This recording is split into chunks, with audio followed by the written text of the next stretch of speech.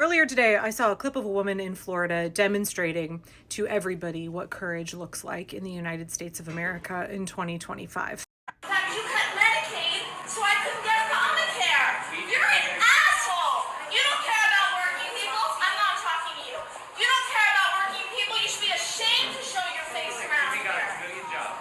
A million jobs? Great. Who here has a great job? You should. Or is looking forward to finishing school? You really feel like you have a job coming up? You stripped women of access to public health care. Shame on you, Rick Scott. We depend on those services. Rich people like you don't know what to do. When poor people like us need health services, you cut them. Shame on you, Rick Scott. You're an embarrassment to our state. Sweet. This is what it looks like to actively resist fascism, to not let fascism be normalized, to speak out against the harm that is being done to us by our elected representatives, by the Republican fascist party in this country. In a public place, spur of the moment, that woman had the courage to call out a United States Senator, Rick Scott. Now, Rick Scott is a senator from Florida, but you may not be aware of the fact that he's worth close to $240 million. He is one of the wealthiest members of Congress. Now, this woman, his constituent, was chastising him for voting to take away health care, to gut Medicaid, take away Affordable Care Act benefits from tens of millions of Americans. While, again, he himself and all of the other members of Congress have their gold-plated concierge health care for life. Of course, we would never expect the likes of Rick Scott to care about working class people, to care about the people who voted him into office, especially people struggling, especially people who need to access Medicaid, especially people who utilize the Affordable Care Act to get their insurance. And that's because you know how Rick Scott made his $240 million-ish dollars? He was the CEO of a for-profit healthcare company. And not just any company, y'all, Columbia. And while Rick Scott was chief executive, Columbia defrauded Medicare, Medicaid, and multiple other federal programs.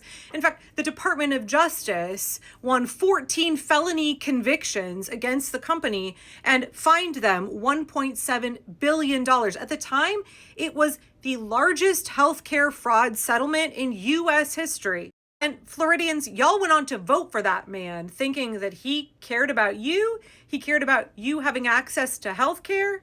You thought he was going to represent you and your needs?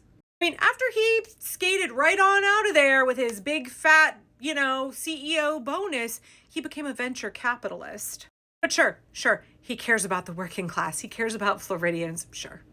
Strangely enough, Floridians have believed that many times over because they made Rick Scott their governor before he was their senator. Not only does Scott have an abysmal track record when it comes to supporting Floridians gaining access to health care, after all, he voted against the Inflation Reduction Act, which allowed Medicare to negotiate for lower drug costs. Weird. I thought Republicans were fiscal conservatives. Wouldn't you want to save Medicare money? Wouldn't you want Medicare recipients to not be gouged on their medications?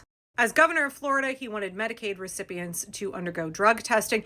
He also withheld $54 million of federal HIV prevention grants from the state of Florida and then returned it to the federal government. He was accused by his opponents of fueling an HIV epidemic within Florida. It's true, though, both HIV and AIDS had a dramatic uptick while Rick Scott was governor. Because it makes sense for big venture capitalists like Rick Scott to think that property deserves protecting more than human lives, that property is valued more than human lives. And of course, it makes sense in a state that is only 51% white that Rick Scott is a real big fan of all kinds of classic Republican voter suppression techniques. Rick Scott has signed an awful lot of bills into law that actively suppress Floridians being able to vote. Almost, not most notably, but it's up there. He banned voting on the Sunday before Election Day. There was previously a program that was really big in Black churches in Florida, Get Out the Vote movement called Souls to the Polls, that allowed them to vote early the Sunday before Election Day. He also ended multiple other pathways for Floridians to engage in early voting. He also made it more difficult to register new voters. He's also made it much harder for ex-felons to restore their right to vote. And I would love to talk about that issue more in depth, how preventing people who have served time from being able to vote. That's a strategic way to disenfranchise a whole hell of a lot of people who would not be voting Republican. In 2012, Scott tried to purge the voter rolls of non-voters. This is something Republicans often try to do as a way to disenfranchise voters. They decide you're a non-voter and they dump you off the rolls right before the election when it's too late for you to re-register. A judge stopped him in 2012 after it was discovered that a lot of the people he was trying to kick off the list were considered active voters. In 2016, after Hurricane Matthew, Scott refused to extend registration deadlines for voting because people had been evacuated and they couldn't get their registration in. He said, I don't care. I don't care. Republicans know any effort to suppress the vote statistically benefits them. As I've said over and over and over, Republicans cannot win through legitimate means. They rely on gerrymandering, voter disenfranchisement, voter suppression. They rely on sneaky shit that prevents more and more Americans from being able to express their engage in their constitutional right to vote. They can only win if they can deprive people of their right to vote. They can only win by cheating. The techniques that they employ, by and large, disenfranchise women. They very, very much disenfranchise Black voters. And they use all kinds of complicated computer software now to figure out which kind of folks are most likely to vote for a Democrat, and how do we figure out how to deprive them of their right? Gerrymandering is quite sophisticated now. But let's get back to the woman that we saw at the beginning. We need to all be speaking out at every opportunity. We need to not be allowing their behavior to be normalized. We need to be publicly shaming elected officials. They don't represent us. They're supposed to be our public servants working for us. And instead, they treat us like serfs. They treat us like cogs in their machine. Our only purpose in their eyes is to make them richer. They want to exploit us for our labor, our life hours, our meager pennies that we're able to earn. They don't care about us having any quality of life whatsoever. They just want to make themselves even more obscenely wealthy. They want to consolidate their power. They do not have our best interest at heart. And again, in Florida, a red state where MAGA is very, very empowered, I think too many of us who are comfortable blue dots in blue states don't realize what it's like in other places around the country and what courage it takes to do something like this woman did, stand up and speak the truth. You don't know who's listening. You don't know who around you will be encouraged, emboldened by your choice to stand up. Not just calling out elected officials when you see them, but in every aspect, not allowing fascism to be normalized, saying, how dare you?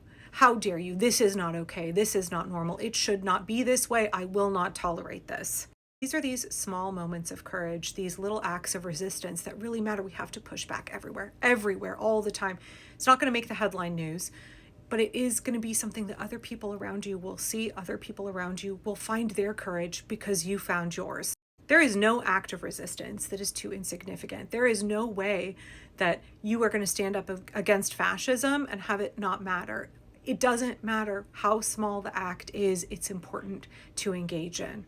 For you, for your own well-being, for the greater cause of trying to stop the fascists and restore democracy, for the strength that other people find in your actions, for the ways that you are inspiring them. It's so important that we take those chances to stand up and speak out in courage. So thanks to this woman, whoever she may be, thank you.